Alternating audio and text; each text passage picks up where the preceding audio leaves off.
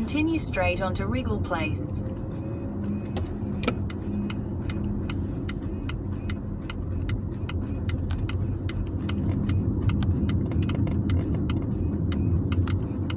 In 200 metres, at the roundabout, turn right onto Thurban Road.